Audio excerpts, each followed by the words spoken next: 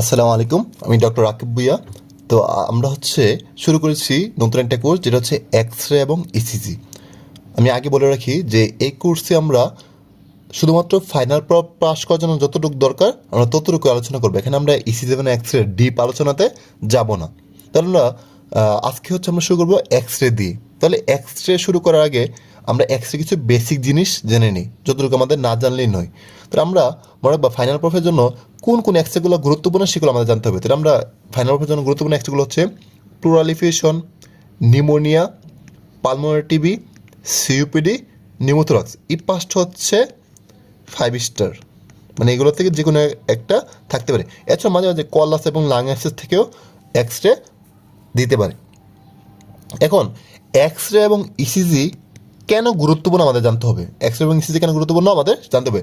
আমরা যদি একটু ফাইনাল প্রফের বাইবা বোর্ড সম্পর্কে একটু আইডিয়া নেই, যে আমরা জানি আমাদের ফাইনাল প্রফের 3টা বাইবা বোর্ড থাকে। বাইবা বোর্ড কয়টা থাকে? 3টা। একটা বোর্ডে থাকে এক্স রে, একটা বোর্ডে এক্স রে, অর্থাৎ এক্স রে মেশিনে একটা এক্স রে লাগানো থাকবে।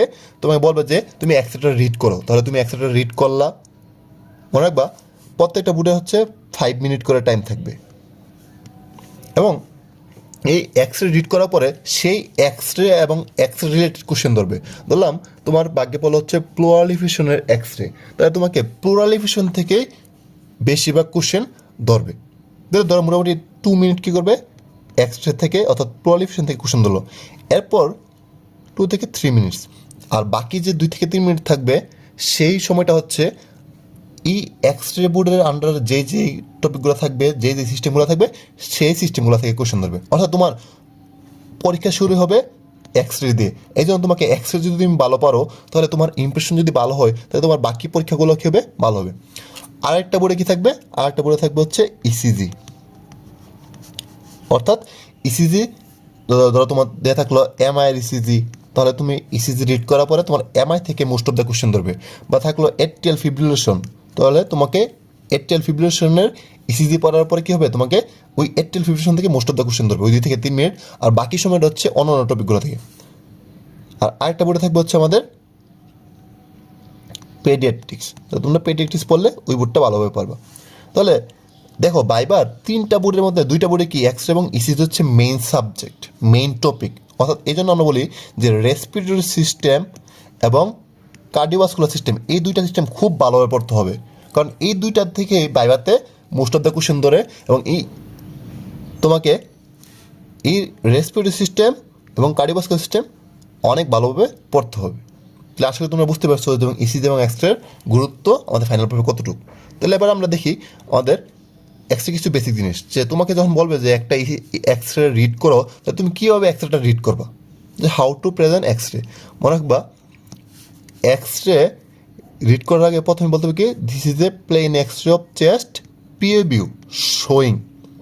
এখন বলো সবগুলো এক্স রে কি পিও ভিউ হবে? হ্যাঁ, অ্যাডাল্টের বেশিরভাগ এক্স রে কি পিও ভিউ। 2 জায়গায় আমরা এপি ভিউতে করি, এপি ভিউতে আমরা 2 জায়গায় করি। কোথায়? একটা যদি ইনফ্যান্ট বা চাইল্ড, ছোটোদের, যে সকল বাচ্চা দাঁড়াইতে পারে না। আর আরেকটা তোমার আনকনসিয়াস পেশেন্ট। এই 2টা জায়গায় আমরা কি করি, এপি ভিউতে আমরা এক্স রে করে থাকি। কেন? কারণ এই বাচ্চারা এবং আনকনসিয়াস পেশেন্টদের আমরা এক্স রে বেডে শুয়ে আমরা এক্স রেটা করি। এই জন্য এদেরকে আমরা এপি ভিউতে করতে হয়, উপর থেকে এক্স রেটা করতে হয়। আর বাকিগুলো আমরা কী করি, পি ভিউতে করি। তো তোমাকে বাইবা করে ধরতে পারে যে তুমি যে বলো পি ভিউ, এপি ভিউতে আমরা আর কোথায় কোথায় করি, তাহলে তুমি বলতে হবে ইনফ্যান্ট আর আনকনসিয়াস পেশেন্ট। তারপর বলতে হবে যে trachea is centrally placed or shifted. তোমাকে দেখতে হবে এই যে ট্রাকিয়াটা, এটা কি সেন্ট্রালি আছে নাকি কোনো দিকে শিফট হয়ে গেছে, রাইটে আর লেফটে শিফট হয়েছে কিনা। তবে তোমাদের দেখতে হবে কোস্টোফ্রেনিক এবং কার্ডিওফ্রেনিক অ্যাঙ্গেল। দেখো এই যে হার্টের সাথে রিপসের একটা অ্যাঙ্গেল, এটা বলি কার্ডিওফ্রেনিক অ্যাঙ্গেল। তারপর তোমার রিপসের সাথে ডায়াফ্রামের একটা অ্যাঙ্গেল, এটা বলি কোস্টোফ্রেনিক অ্যাঙ্গেল। তাহলে এই ডায়াফ্রামের সাথে হার্টের অ্যাঙ্গেলটা তোমার কার্ডিওফ্রেনিক, আর এই ডায়াফ্রামের সাথে রিপসের, এটাকে বলি কোস্টোফ্রেনিক অ্যাঙ্গেল। তাহলে এই অ্যাঙ্গেলগুলো কোনো কারণে অবলিটেড হলো কি না, নাকি নর্মাল আছে, সেই জিনিসটা তোমাকে বলতে হবে। এরপর আমরা দেখবো কোনো অ্যাবনর্মাল ফাইন্ডিং আছে কিনা। অ্যাবনর্মাল ফাইন্ডিং কী কী হতে পারে? ড্যান্স হোমোজেনাস অপাসিটি, যেটা হচ্ছে প্লুরালিফিকেশন থাকে। তারপরে ইনহোমোজেনাস অপাসিটি, যেটা হচ্ছে আমাদের নিউমোনিয়াতে থাকতে পারে। তারপর হচ্ছে পেচি অপাসিটি, যেটা হচ্ছে টিবিতে থাকতে পারে। তারপর থাকতে পারে রেডিও পেক শেডো থাকতে পারে, কলাপস লাং মার্জিন থাকতে পারে, ইনক্রিজ ট্রান্সলুসেন্সি থাকতে পারে, যেটা সিওপিডিতে থাকতে পারে। তারপর লস অফ ব্রঙ্কোভাস্কুলার মার্কিং, এই প্যাথোলজিগুলো তোমাকে আছে কিনা দেখতে হবে, এবং এইগুলো আমরা আলাদা আলাদা যখন আলোচনা করবো তখন বিস্তারিত আলোচনা করবো। জাস্ট জেনে রাখো যে এই অ্যাবনর্মালগুলো আমরা দেখতে পারি। তারপর দেখতে হবে তোমার যে অ্যাবনর্মাল ফাইন্ডিংটা, অর্থাৎ যে লেশনটা, সেটা কি লাংসের আপার লোবে নাকি মিডল লোবে নাকি লোয়ার লোবে। তাহলে তোমাকে অবশ্যই করতে হবে, তোমাকে স্পেসিফিক করে দিতে হবে নাকি আপার লোবে লেশনটা নাকি মিডল লোবে নাকি লোয়ার লোবে। তাহলে তোমাকে আমাদের এভাবে দেখতে হবে। তারপর দেখতে হবে কোনো মিডস্ট্রিমে কোনো অ্যাবনর্মালিটি আছে কিনা, এই মিডস্ট্রিমের যে এখানে কোনো অ্যাবনর্মালিটি আছে কিনা। ওকে, তারপর তোমাকে বলতে হবে মাই রেডিও ডায়াগনোসিস, প্লুরালিফিকেশন, কনসলিডেশন যেটা আছে সেটা তোমরা বলবো। তাহলে আমরা আশা করি বুঝতে পারছি যে একটা এক্সরে কীভাবে রিড করতে হবে। তারপর তোমাকে একটা বেসিক ধারণার সময় আমরা ধারণা দিই, সেটা হচ্ছে কার্ডিওমেগালি। কার্ডিওমেগালি আমরা কখন বলবো? কার্ডিওমেগালি মানে হার্ট বড় হয়ে যাও। হার্ট কখন আমরা বড় হবে বলবো, বা কার্ডিওমেগালি কখন বলবো? মনে রাখবা, এই যে আমাদের যে থোরাসিক ডায়ামিটার, এই থোরাসিক ডায়ামিটার যতটুকু, আর এটা হচ্ছে আমাদের কার্ডিয়াক ডায়ামিটার বা হার্টের ডায়ামিটার। এই হার্টের ডায়ামিটার যদি থোরাসিক ডায়ামিটারের অর্ধেকের চেয়ে বেশি হয়, তখন সেটা কেন বলি? কার্ডিওমেগালি। তাহলে কার্ডিওমেগালি কখন বলবো? যখন হার্টের ডায়ামিটার থোরাসিক ডায়ামিটারের অর্ধেকের চেয়ে বেশি হয়, তা কেন বলি? কার্ডিওমেগালি। এখন কিছু কিছু এক্সরেতে আমরা দেখে মনে হবে কার্ডিওমেগালি, অ্যাকচুয়ালি কি কার্ডিওমেগালি না। কখন? সে হচ্ছে যখন আমরা এপিবিউতে করি। মনে রাখবা, যখন আমরা এপিবিউতে আমরা এক্সরে করি, তখন তোমার এক্সরেতে দেখে মনে হবে যে এটা কার্ডিওমেগালি, অ্যাকচুয়ালি সেটা কার্ডিওমেগালি না। এই এপিবিউতে করলে সবসময় কার্ডিওমেগালি মনে হবে। এবার আমরা কয়েকটা বেসিক জিনিস নিয়ে একটু আলোচনা করি। বেসিক জিনিসগুলো কি? বেসিক জিনিস হচ্ছে মনে রাখবা, যখন কোথাও বাতাস থাকবে, বাতাস থাকলে সেটা এক্সরেটা কেমন দেখা যাবে? কালো দেখাবে। ওই যে দেখো কালো। তাহলে আমাদের লাংসের ভিতরে অ্যালভিওলাসে কি থাকে? বাতাস থাকে, সেজন্য আমাদের লাংস ইসিজিতে এক্সরেতে আমরা কী দেখি? কালো দেখি। আর যদি পানি থাকে তখন আমরা সেটা কী দেখাবে? সাদা। এবং এটা আর কোথাও বোনসে, এই বোনসে এবং পানিতে ক্যালসিয়াম থাকে, এই ক্যালসিয়াম থাকার কারণে কী হয়? সেটা সাদা দেখায়। তাহলে এই দুইটা বেসিক তুমি মাথায় ঢুকানো। তাহলে আমরা ইসিজিতে কালো দেখবো মানে কি? সেখানে বাতাস আছে, আর সাদা দেখবো মানে কি? সেখানে পানি আছে। তাহলে তোমাদের যদি আমি একটা কোশ্চেন ধরি যে প্লুরালিফিকেশন, প্লুরালিফিকেশন মানে কি? লাংসে পানি আসা। তাহলে লাংসে পানি আসছে, পানি থাকলে কী হবে? সাদা দেখাবে। তাহলে প্লুরালিফিকেশনে এক্সরেটা কেমন দেখা থাকবে? সাদা দেখাবে, অর্থাৎ ড্যান্স হোমোজেনাস অপাসিটি। তারপর আমি যদি বলি তোমার নিউমোথোরাক্স মানে কি? লাংসে বাতাস। তাহলে বাতাস থাকলে কী হবে বলছি? বাতাস থাকলে কালো দেখাবে। তাহলে নিউমোথোরাক্সে একসাথে আমরা লাংসটা কেমন দেখবো? একদম কালো দেখবো। তারপর আমি যদি বলি যে কনসোলিডেশন এবং তোমার হচ্ছে কলাপস, এই দুইটাতে লাংস কেমন দেখা যাবে? দেখো, কনসোলিডেশন মানে কি? কনসোলিডেশন মানে হচ্ছে নিউমোনিয়া মানে কি? ইনফেকশন মানে কি? পাস মানে কি? ওয়াটার।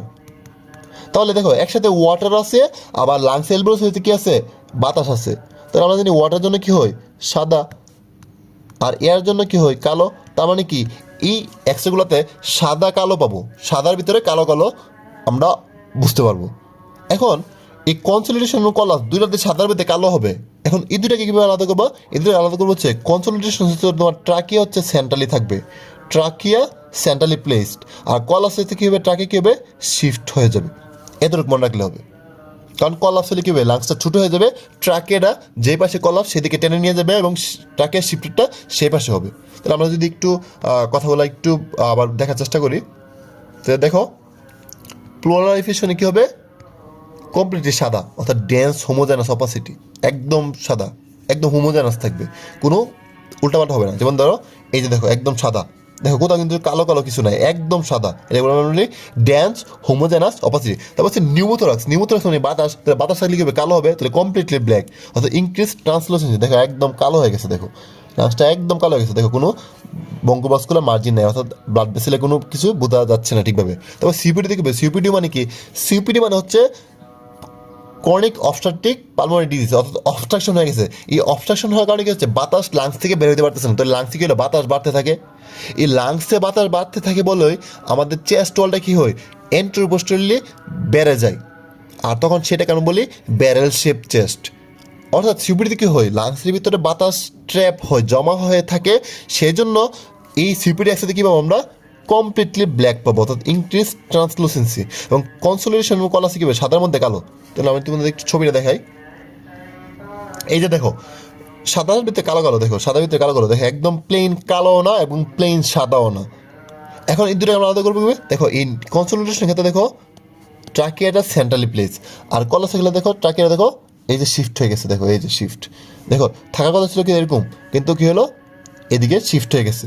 তাহলে এইভাবে আমরা এই বেসিকগুলো দিয়ে আমরা কী করতে পারবো, আমাদের একটা এক্সরে আমরা চিনতে পারবো এবং সেভাবে রিড করতে পারবো। তাহলে এই ছিল আমাদের এক্সরে বেসিক নিয়ে আলোচনা। আশা করি সবাই তোমরা বুঝতে পেরেছো। সবাইকে অনেক ধন্যবাদ। আসসালামু আলাইকুম।